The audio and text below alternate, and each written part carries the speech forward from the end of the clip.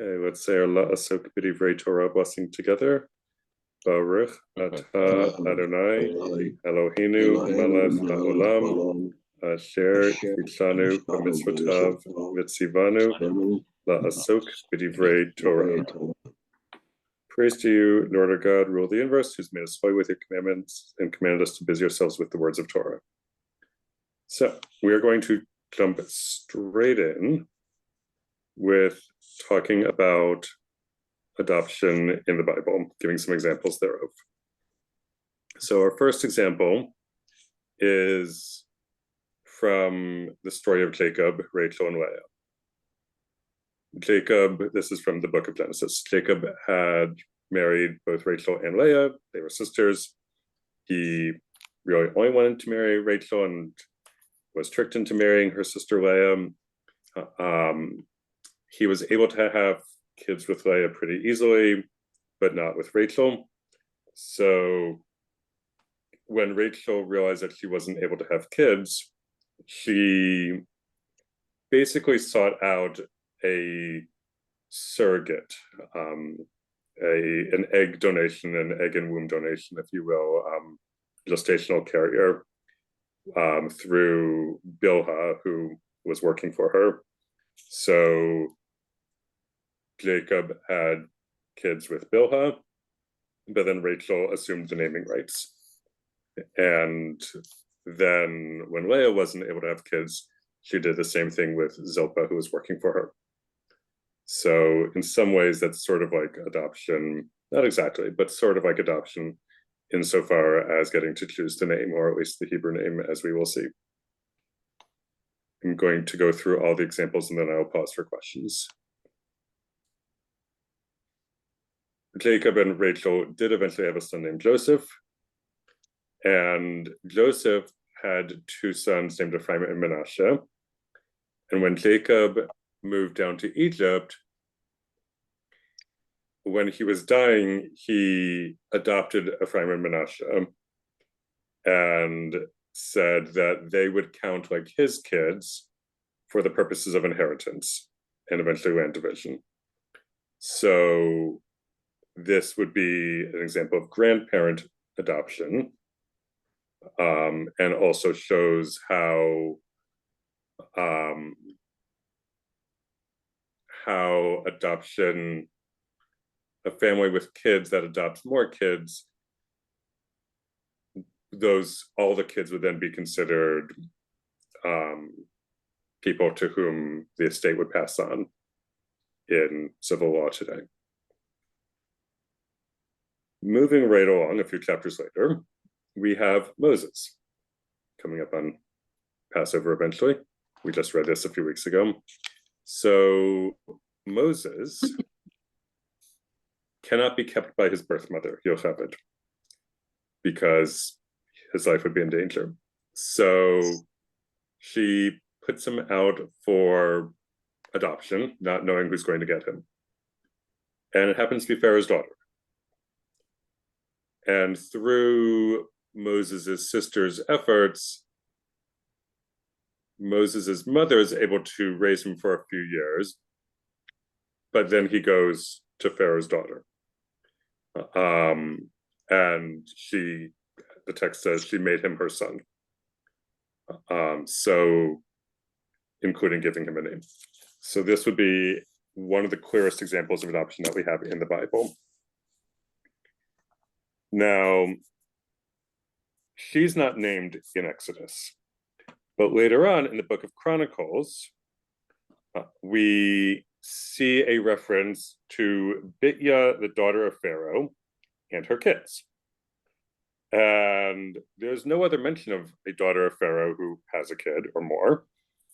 So the rabbis connect them and say, oh, Bitya must be the woman who adopted Moses. Bitya breaks down to Bat Ya, daughter of God. And so since Yah is not an Egyptian god's name, they come up with an explanation for why the daughter of Pharaoh has the Jewish god in her name. And the rabbis imagine God saying, just like you adopted somebody who was not your child originally, I am going to call you my daughter, and your name will be Daughter of God. So this looks like some pretty clear rabbinic approval of adoption. All right, in Leviticus, the third book, there's a listing of people you can't hook up with. And it says in the verse about don't sleep with your sister, it says, whether she is born into the household or outside, don't sleep with her. And so one way of looking at this is a sister who was born outside the household, but is now your sister, is someone who was adopted. So, well, this is not how this verse has often been read by the classic commentators. It seems, at least to me, like this is a reasonable interpretation of this verse. In Numbers, we get a listing of all the tribes. And it says, this is the line of Aaron and Moses, and then proceeds to only list the names of Aaron's kids. So Rashi, who is one of the classic commentators from France in the 1000s, he says that even though they are Aaron's kids, they are called the sons of Moses because he taught them Torah. So in a way, they're sort of accounted to Moses, even though they're really Aaron's kids. All right, then. It teaches us a broader rule, doesn't it, David? This is what? It teaches us a broader rule that one, a broader respect. Idea. Yes, thank you. That one's Torah teachers have a status of parent. You respect them like your parents. Yes. Because like your parents, your teachers have shaped you in some way, helped you become who you are. All right. Then we get a slightly confusing section in the book of 2 Samuel. So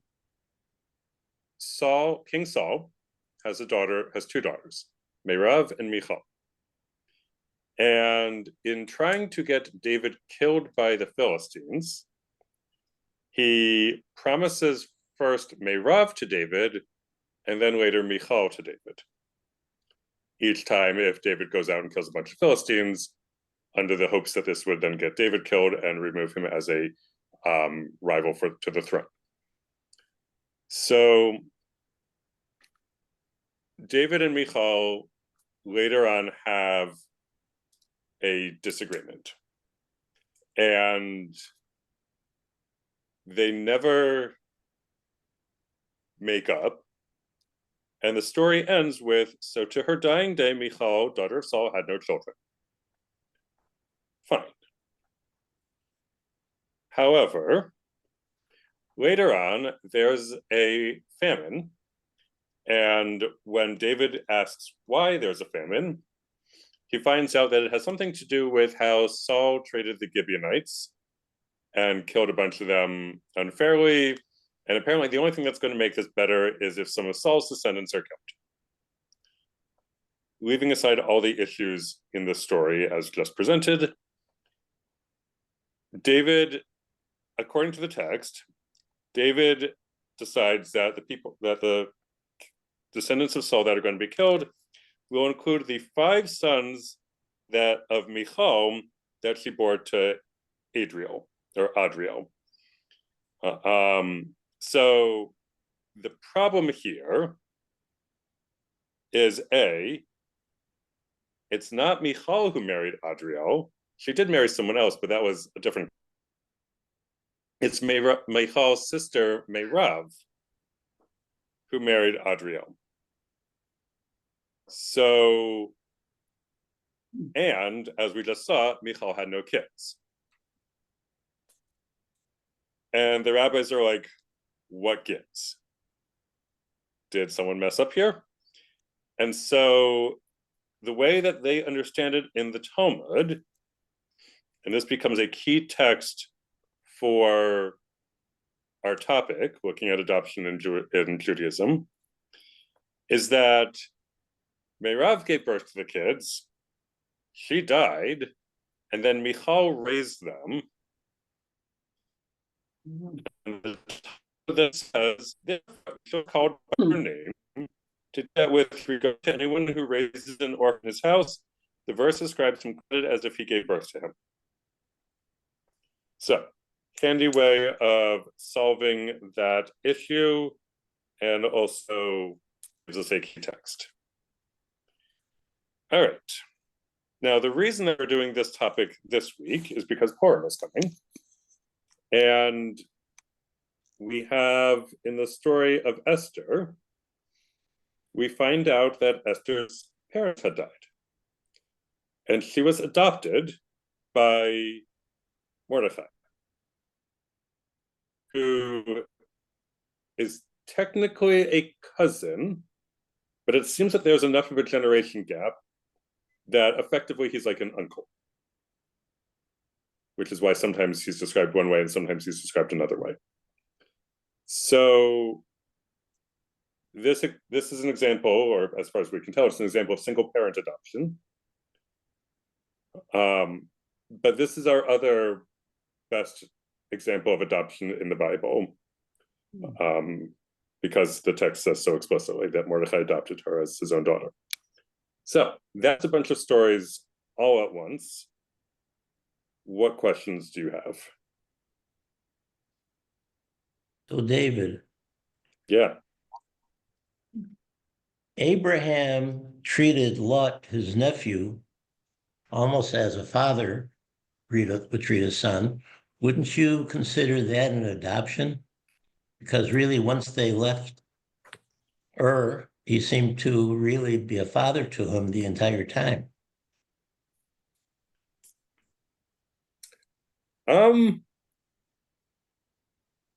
That's fair. That would be similar. That would be similar to an adoption. The text is pretty clear in several places that inheritance isn't going to go to Lot. At one point, when Abraham is already traveling with Lot, and God promises Abraham that his descendants will be as numerous as the stars, Abraham says, but how, seeing as how I have no kids, and my inheritance is going to pass to my servant Eliezer. Mm-hmm. Sure. So yeah, it's Canaanite. So in one way, yes, Abraham is treating Lot as if he's an adopted member of the family, and on the other hand, it's not all the way an adoption in the way that some of these other examples would be. Thank you. Yep, good connection. Great connection. In fact, if I may interject too, one factoid that feeds your comment is that Lot was the son of a deceased brother of, a deceased uncle, right? Brother. Haran. He was Haran or Haran. Oh, no, you're right. Father's brother, yes. Yeah. Deceased uncle. Yeah. So Avram, because he and Sarai didn't have children yet, kind of took custody of Lot. And Lot treated them with respect too when they went down to Egypt, and Lot didn't blow the whistle on when Avram asked Sarai to represent him as her brother to save his life. And Lot kept his mouth shut, and Lot gets rewarded for that. So there's a lot of family interplay there, and yet not an inheritance. Yeah.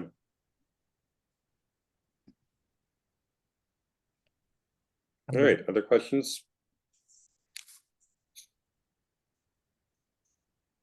Okay, seeing none, we're going to move on with some rabbinic texts now. So, we have something from a different place in the Talmud where it's commenting on the verses in Chronicles and the verses in Exodus that we saw about Pharaoh's daughter giving birth to Moses, because they're trying to interpret the verses in Chronicles so that it looks like it's talking about Moses.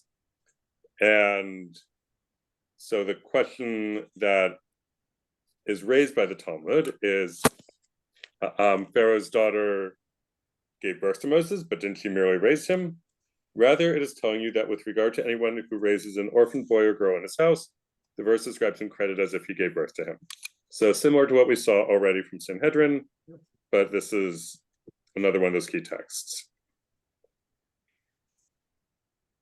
In a different part of the Talmud, the discussion has turned to a verse about happy are those who keep justice, who perform charity at all times, questioning how can he perform charity at all times, and saying this is someone who takes care of orphan children.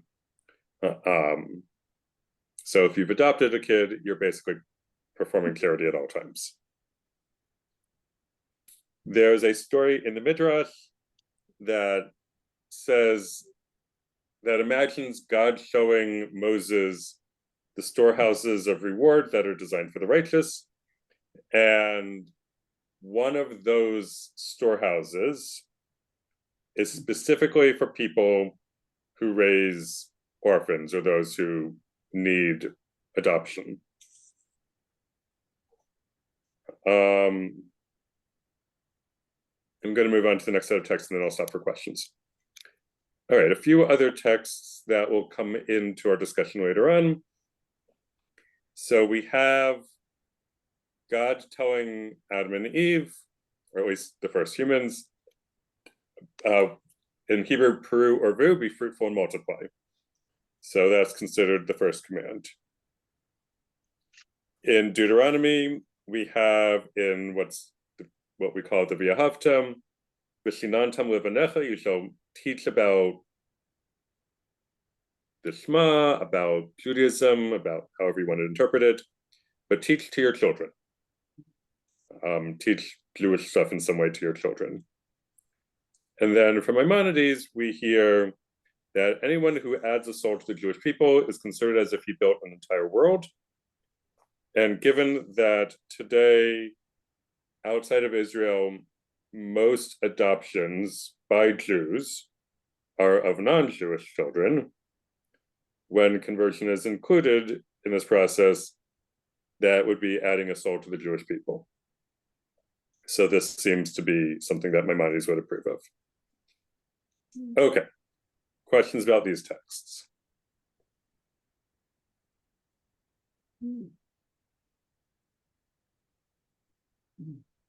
Were all the adopted children that we've spoken of, because I'm showing my ignorance here, but were they all Jewish or Hebrew children in these adoption situations? Or what if a child was not from the Hebrew people, and how would that be? Yeah, how would that be addressed? So the Talmudic texts, I'm pretty sure, are imagining a world in which there is a Jewish child whose parents have died and they need to be taken care of. And so that would be adoption of an already Jewish child.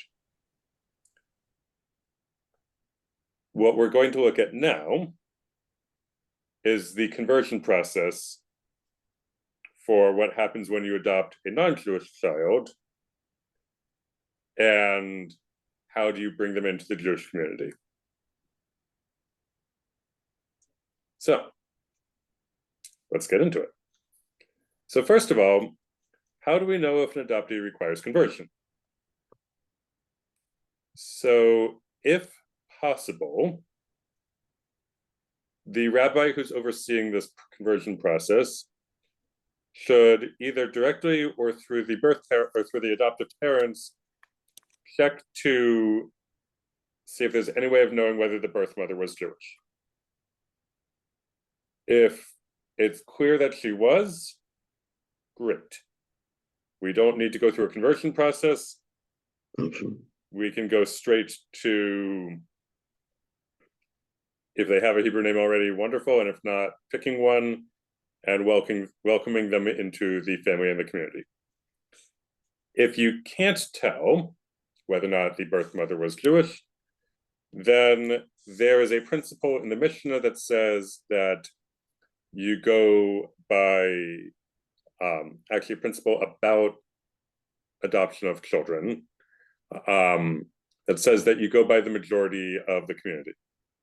So in other words, outside of Israel, most people aren't Jewish, and therefore we can assume that a child who's not being adopted from Israel will need a conversion. So when should this conversion happen?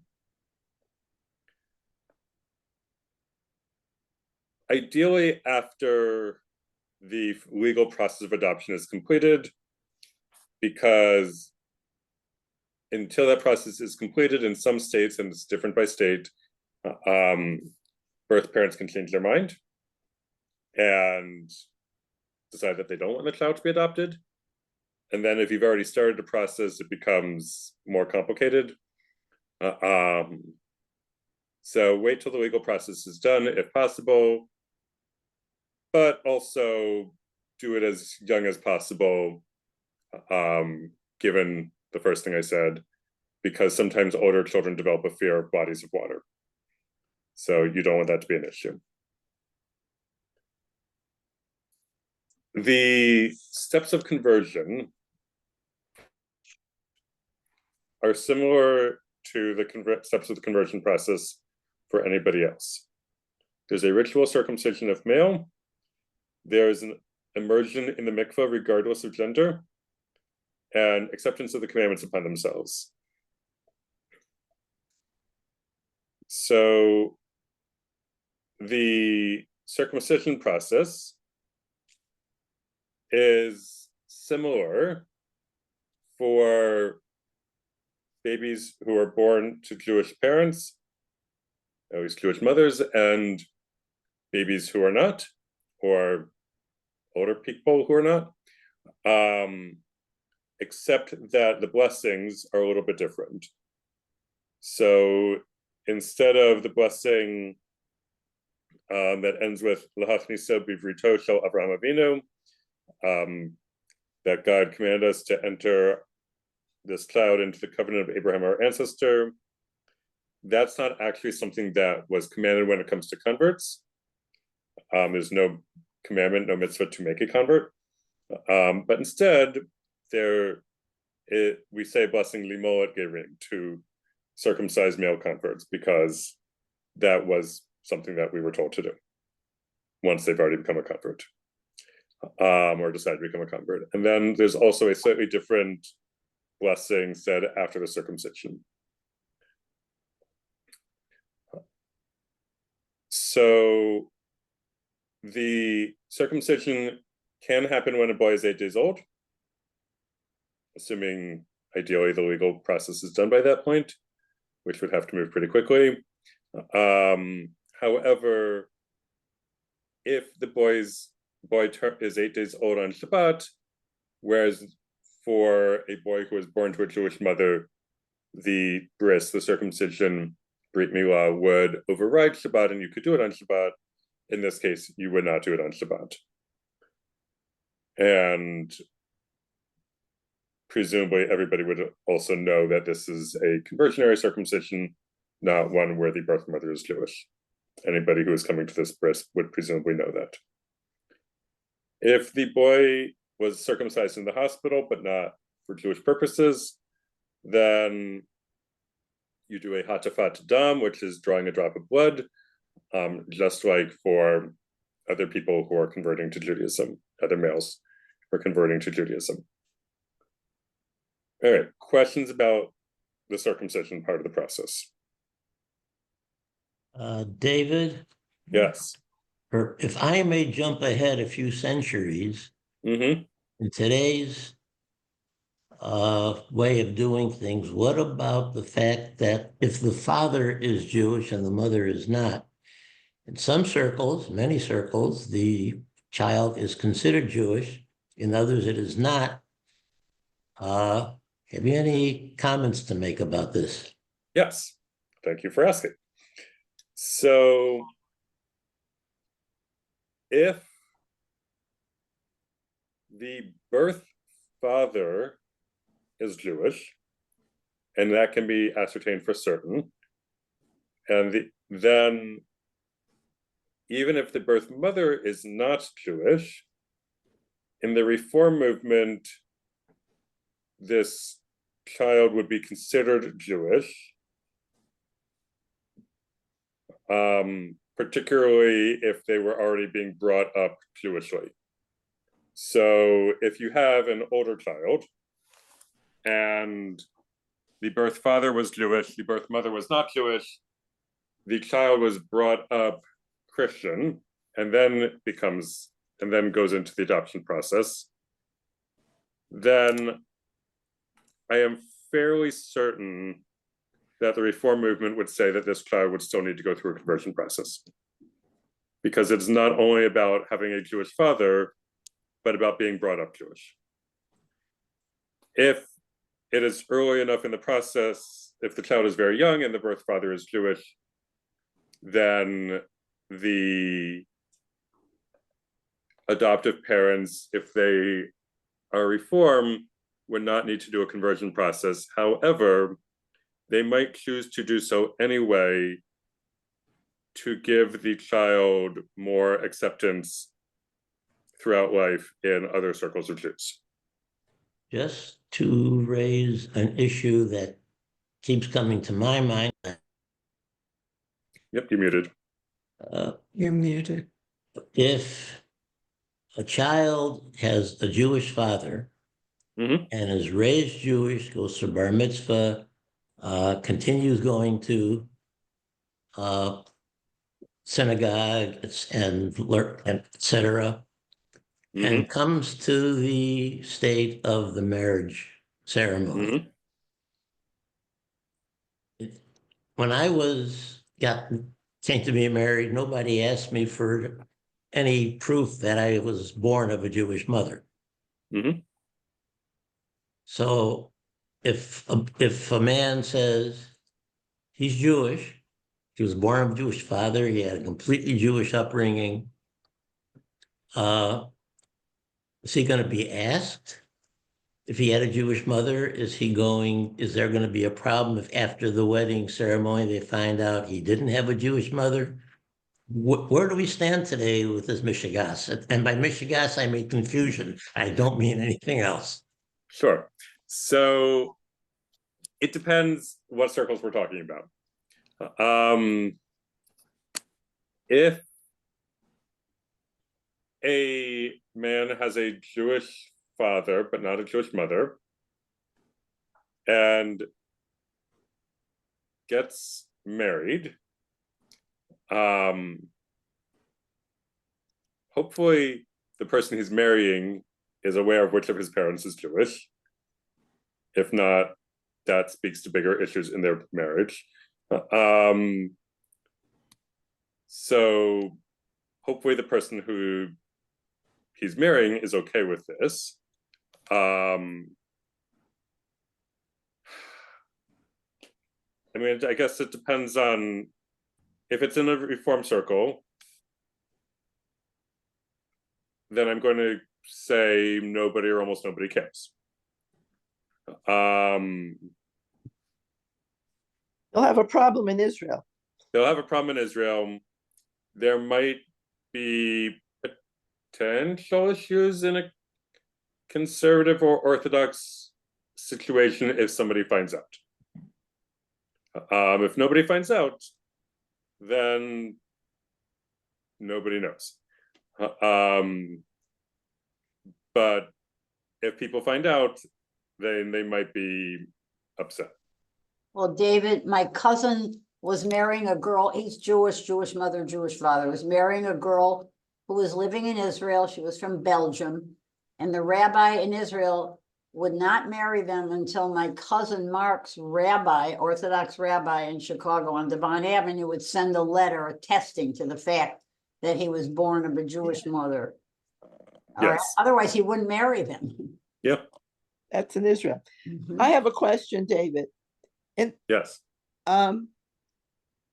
My niece and nephew were not born of Jewish parents, and they were both dumped in the mikveh. Mm-hmm. My nephew was circumcised, and they were both dumped in the mikveh, but they were dumped in the mikveh when they were infants. Mm-hmm. How can they accept the commandments? We'll get there. Let's talk about the mikveh, and then we'll talk about accepting the commandments. All right. So, mikveh. First of all, point of clarification, because I don't want to assume what people know. A mikveh is a cross between a swimming pool and a bathtub. It is a body of water, of natural water. You can use Lake Michigan. I've done a conversion at Lake Michigan, but it's usually indoors and heated a little bit more than that to be comfortable. A mikveh is a symbol of rebirth. It's used for a variety of purposes. People go before they get married. That's when I went to the mikveh, into the mikveh. People go for conversion. People go before Shabbat. Some women go every month after their period has ended. People will go after divorce. People will go after miscarriage. A variety of reasons why somebody might go to the mikveh. So we're going to talk about going to the mikveh for conversion purposes. And there's a whole process that we're not going to get into, but there's a whole process for going to the mikveh. So children born to non-Jewish birth mothers do need to go to the mikveh. However, thinking about how you're going to call this, some rabbis prefer to call this an affirmation ceremony, because this is affirming the parent's intention to raise the child as a Jew. So it's still all the same process as a conversion ceremony, but that's the language that some rabbis prefer to use today. If the child has been circumcised recently, you wait until that heals. The child is fully undressed. The parent goes in a bathing suit. There are different opinions about when and whether you say blessings, but many people say that you would say the parent would say the blessing unless the child is old enough is over the age of 13. You would say the Al HaTfilah blessing that we've been commanded regarding immersion. Then you blow in the baby's face so that they hold their breath, drop them in the water, completely immersed, no support. Some people say you can support them if your hands are covered by the water. A second later, you pick up the baby, you comfort them. And then I'm pretty sure that everybody would say it is perfectly acceptable to say the Shehechianu blessing for coming to this momentous occasion in your life as a parent and the child's life if they are old enough to understand what they're saying. So we have here a video from Ma'im Chaim, which is a mikveh, I believe, in Boston, showing this process. And although this video is of a baby whose mother had not yet converted when the baby was born, it's still basically the same thing as if it were for an adoption.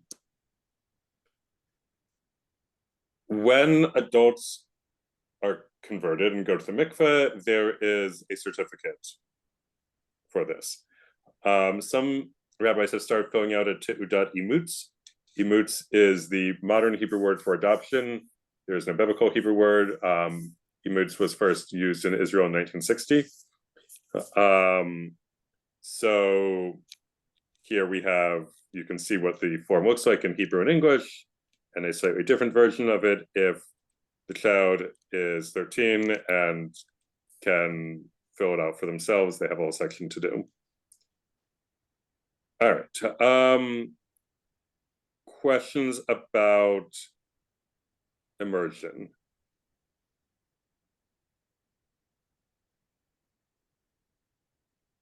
David, one class I went to said they usually wait till the child's about a year old because it might not be safe to dunk them in the mikvah before that.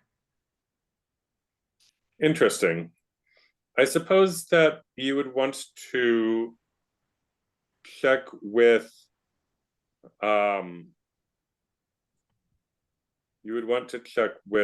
the pediatrician, but given the number of babies I've seen at swimming pools, I would say, which is probably even less sanitary than a mikveh,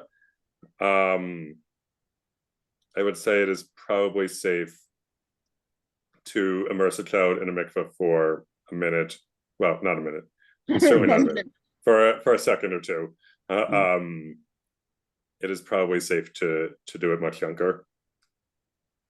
But I would understand if some rabbis would not want to, or would want to have the pediatrician sign off on this first. I also learned in that Mhm. class that when you convert a minor child, the conversion is conditional. Yes, we And will so get there. yeah, All right. 12 for a girl and 13 for a boy, they have to reaffirm their Judaism. Yes. All right, but first let's talk about Hebrew names. So the Hebrew name for a child usually comes after immersion. Sometimes parents will do it after the circumcision. It's better to wait until the process is done, most people would argue. And either way, but particularly for a girl, many parents find it meaningful to do it publicly when they're called up to the Torah as a family, so that the child can be welcomed into the community. The Hebrew name format. So usually you would say first name and maybe a middle name if you have one, son or daughter of your parents' Hebrew names. A convert, however, would say son or daughter of Abraham and Sarah.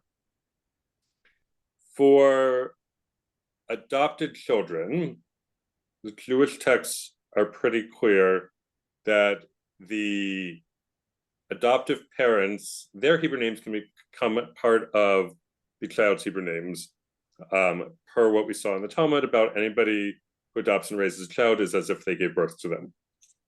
If for some reason the child had Jewish birth parents, then they would keep their birth parents' names as part of their Hebrew name. Now, if the adoptive father is a Kohen or Levi, which means that they can trace their male ancestry all the way back to Aaron or Aaron's sons or Aaron's cousins, that does not get passed down to adoptive children.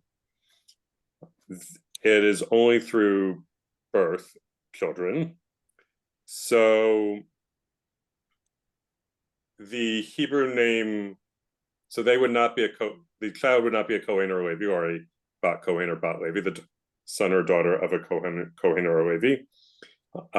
Many people would say that the Hebrew name of that child should not include HaKohen or HaLevi attached to the father's Hebrew name, so as not to confuse anybody down the line. Some people say it's okay. And there's a whole explanation of what's going on with this, and you can read it for yourselves later on. But in the interest of time, we're going to keep moving. Adoptive parents can give a Hebrew name based on their own ancestors. This is one way of anchoring children into their new family. So the third part of conversion, besides circumcision if appropriate and immersion, the third part is accepting the commandments. Minors can't do that. Just like in American law and Jewish law, you can't accept the law upon yourself until you have reached the age of majority, which for Jews is 13 for boys and 12 or 12 and a half for girls. So the conversion is not technically complete until the child goes through a bar or bat or b'nai mitzvah ceremony. Until such point, they have done everything that they can do, so they are treated as if they are fully Jewish. After that point, if they choose to go through that ceremony or reach the age of 12, 12 and a half, 13, and do not renounce their Judaism, then it is assumed that they are on board with being Jewish and they are fully Jewish at that point. Questions about this or anything else? David, What's that extended period called, David? And how much time is it? Sorry. The extended period, like from adoption until bar mitzvah? For if they don't repudiate, how long have they got to repudiate before they're deemed not to repudiate? There's got to be some kind of time frame. I would think it's not very long. They've got like, I think it's basically until they do their next Jewish thing. Like once they hit their 13th Hebrew birthday or 12th Hebrew birthday, the next time they do something Jewish, it is assumed that they are on board with this. Okay. so a Jewish boy or girl born to Jewish parents, they have a bar bat mitzvah and affirm their Jewishness, if you will. And you're saying that somebody below the age of 13, if they're adopted into a Jewish family and are not Jewish, they would convert, and the parents would basically affirm their Jewishness by saying they adopted the commandments. The question that comes to my mind, I guess it's been one for a while, is why have confirmation at 17 or 18? So why to reaffirm? If they've done at the age of 13 when they are an adult, supposedly, why must they reaffirm at some later 3 or 4 years later? yeah, so the Reform movement, when they were going about reforming things, they said 13 is too young to make any good decisions for yourself. We will wait until you're older and have slightly more maturity for you to confirm that, yes, you are planning on continuing on being actively Jewish. Later on, they're like, maybe we'll keep bar mitzvah going after all. But by that point, confirmation had become a thing. Then the conservative movement adopted confirmation. But if you're born Jewish, you are Jewish. It's only the kids who were not born Jewish and had their Jewishness chosen for them by their parents that get the chance to repudiate it and become something else after they hit, or upon hitting the age of 12 or 13. David? But all levels of Judaism, maybe not the ultra-Orthodox, but all levels of Judaism seem to have confirmation classes. Yeah, that's because we want to make sure that kids keep showing up. David, is confirmation known outside of the United States? I don't know. My guess is I've never heard of it. I mean, certainly I've never seen it, never saw it among my friends' kids in Israel, and family that I have in Switzerland, they certainly don't have it. my guess is that it might be, it might have been an American export to some communities outside of America. Yeah. Particularly in the Reform movement would be my guess. But it's probably not as widespread outside of the United States. David, Yeah. I just want to bring up, maybe this is left field, but are you familiar with the child Edgardo Mortara? This sounds vaguely familiar. Yeah, this is back during the Inquisition. Mm-hmm. And he was born Jewish. Yeah. But his maid baptized him because she thought that he was dying. Yep. And then the Catholic Church kidnapped him. Mm-hmm. So how's that? It's kind of like reverse Yes. mikvah or something. I don't know. Yeah. That's true. Then multiple communities have a claim on the kid. Yes. All right. In the interest of time, I want to make sure I get through the rest of this, or always tell you what's in here and you can look forward at it yourself. All right. So adoption, like there are rituals around conversion, but as far as having Jewish rituals around the adoption process, as I mentioned earlier, having an aliyah to the Torah where is a good time, a good way for the community to say, yes, we Jewishly recognize that you have adopted a child. We Jewishly recognize that your family has expanded and we are here for you and we support you. So there's a Mishnah Berach that can be said for calling up a family for an adoption. There is another text from the Rabbi's Manual that can be said as well. So these are ways of doing it. Here are some more resources: Kveller, My Jewish Learning, the response of the CJLS, and then a few other questions. Does raising adopted children fulfill the commandment to be fruitful and multiply? So we saw that text earlier when looking at the other texts. On the one hand, if a person has fertility issues and they are incapable of fulfilling a commandment, the Talmud is very clear that a commandment can only be binding when one has the ability to obey. So if you are infertile, then you are excused from being fruitful and multiplying. However, a person, if a person has adopted a child, then that many people would say, yes, that counts for this commandment. And it certainly counts for teach Vishinantam Levanecha, teach to your children, as it says in the V'ahavta. Okay, the obligations of parents and children. So in the Ten Commandments, it says honor your parents. And there are other things that the Talmud says that you have to do for your kids, like teach them to swim. So does this count if we have an adoption relationship going on? Yes. Should children be told who their birth families are? So there are a lot of factors around this, and it doesn't always go smoothly. However,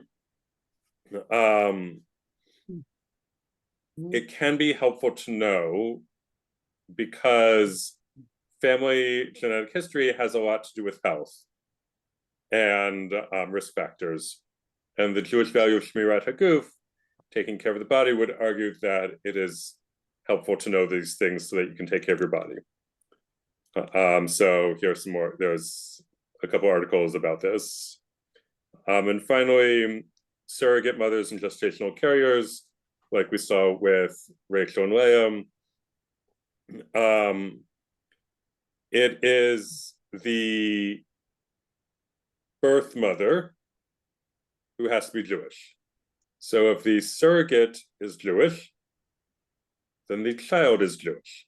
Doesn't matter where the egg came from. Although the Reform movement would say that if the biological father is Jewish, then the child is Jewish, regardless of the of the religion of the surrogate mother, of the birth mother. So it gets a little tricky there. There's a lot of readings that, if this is of interest to you, you can dive into on that. David, a quick question. If Yeah. the child was born of a Jewish mother, birth mother, and then adopted by a Jewish family, can they have a pidyon bin or not, if it's a boy? It depends on on whether or not the birth mother had other kids first. And if there were no kids, then you can. If there are no kids and no miscarriages after 40 days, then you can. Okay. Unless the birth mother was a daughter of a Levi or a Kohen. Yes. If the mother converted while pregnant, the child was Jewish. And then finally, we have some appendices. We have an excerpt from an article. We have the observant wife and their thoughts about adoption. And then finally, we have pictures of the text from Guide to Religious Life. So, I'm stopping the recording.